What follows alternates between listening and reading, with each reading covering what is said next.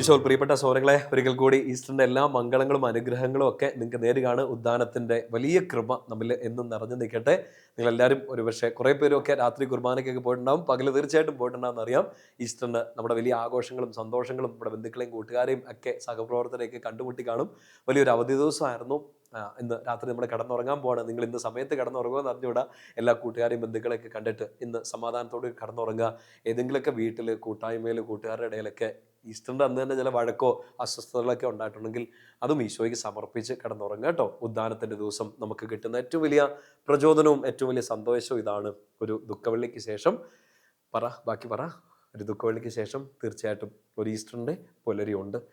എഴുന്നേക്കാൻ തയ്യാറാകുന്നവർക്ക് എപ്പോഴും വെളിച്ചമുണ്ട്. നമ്മൾ ഈ രാത്രികളിലൊക്കെ കിടന്നുറങ്ങാൻ വേണ്ടി ഈ ശുശ്രൂഷ നമ്മളെ സഹായിക്കുന്നു. മുമ്പേ പറഞ്ഞിട്ടുള്ളത് പോലെ നാളെ എഴുന്നേക്കാനും ഉണരാനും ഉദ്ധാനം ആസ്വദിക്കാനും ഒക്കെ നമുക്ക് ഈ ഒരു ശുശ്രൂഷ, നമ്മുടെ ജീവിതം തന്നെ, കർത്താവിൻ്റെ വചനം തന്നെ നമ്മളെ ശക്തിപ്പെടുത്തുന്നുണ്ട്. പ്രിയപ്പെട്ട സഹോദരങ്ങളെ, എഴുന്നേക്കാൻ തയ്യാറുള്ളവർക്ക്, പരിശ്രമിക്കാൻ തയ്യാറുള്ളവർക്ക് എപ്പോഴും ഒരു ഈസ്റ്റർ ഉണ്ടാകും.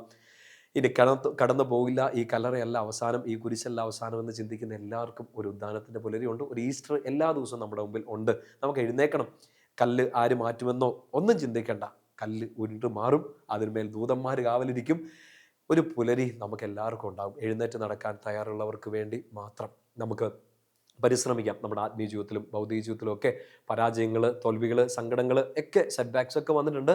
പക്ഷേ നമുക്ക് എഴുന്നേക്കാം. നമുക്ക് വീണ്ടും വീണ്ടും പരിശ്രമിക്കാം. നമുക്കൊന്ന് പരിശ്രമിച്ചാൽ ഒന്നുകിൽ നമ്മൾ ജയിക്കും, ഇല്ലേ നമ്മൾ തോക്കും. ഇത് രണ്ടിലേതിലും ഒന്ന് ഉറപ്പാണ്. ജയിച്ചാൽ സന്തോഷം, തോറ്റാൽ ഒരു നല്ല പാഠം പഠിച്ചു എന്ന് കരുതി അടുത്ത വിജയത്തിന് വേണ്ടി ആത്മീയ യുദ്ധങ്ങൾക്ക്, ഭൗതിക യുദ്ധങ്ങൾക്ക് നമുക്ക് മുമ്പോട്ട് പോകാം എന്നുള്ളതേ ഉള്ളൂ. ഇതെല്ലാം പഠിക്കാൻ പറ്റുന്നത് തീർച്ചയായിട്ടും എഴുന്നേക്കാൻ തയ്യാറുള്ളവർക്കാണ്. എഴുന്നേക്കാൻ തയ്യാറല്ലെങ്കിൽ തോറ്റുപോയി എന്ന് പറഞ്ഞ് കല്ലറയ്ക്കകത്ത് ഒളിഞ്ഞിരിക്കുകയാണെങ്കിൽ നമുക്ക് ജയവും ഉണ്ടാവില്ല, പാഠങ്ങളും ഉണ്ടാവില്ല. അതുകൊണ്ട് ഒരുപാട് ജയങ്ങളും അതിനേക്കാൾ കൂടുതൽ പാഠങ്ങളും, ഓരോ പാഠങ്ങളും ഉൾക്കൊണ്ടുകൊണ്ട് പുത്തൻ വിജയങ്ങളും നിങ്ങൾക്ക് ഉണ്ടാവട്ടെ എന്ന് പ്രത്യേകം പ്രാർത്ഥിക്കുന്നു. നിങ്ങൾ എനിക്ക് വേണ്ടി കൂടി പ്രാർത്ഥിക്കുക.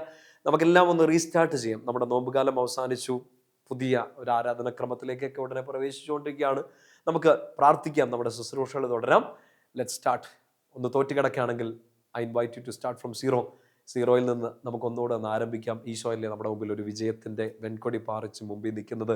ഇന്ന് നമ്മുടെ പള്ളികളിലൊക്കെ ഈസ്റ്ററിൻ്റെ ആഘോഷങ്ങളൊക്കെ നടക്കുമ്പോൾ ആ ഒരു ഈശോയുടെ സ്റ്റാച്യു നമ്മളിങ്ങനെ കണ്ടില്ലേ, ഒരു കൊടി പിടിച്ച് കൈയൊക്കെ പിടിച്ച് ഇങ്ങനെ നിൽക്കുന്ന ഈശോ. നമുക്കും അങ്ങനെ ഒരു ദിവസം, നമുക്കും അങ്ങനെ ഒരു അവസരം ഈശോ ഉണ്ടാക്കും. ഒരു വിജയത്തിൻ്റെ കൊടി പിടിക്കാൻ, കൈകൾ ഉയർത്തിപ്പിടിക്കാൻ, എല്ലാവരുടെയും മുമ്പിലൊന്ന് നിൽക്കാൻ കർത്താവ് നമുക്കൊരവസരം ഒരുക്കും. അതിനുവേണ്ടി നമുക്ക് പരസ്പരം പ്രാർത്ഥിക്കാം. എന്ന് തുടങ്ങുക.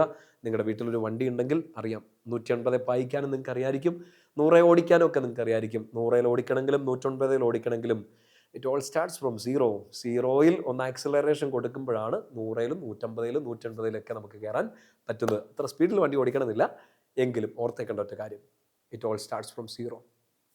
തുടങ്ങാം.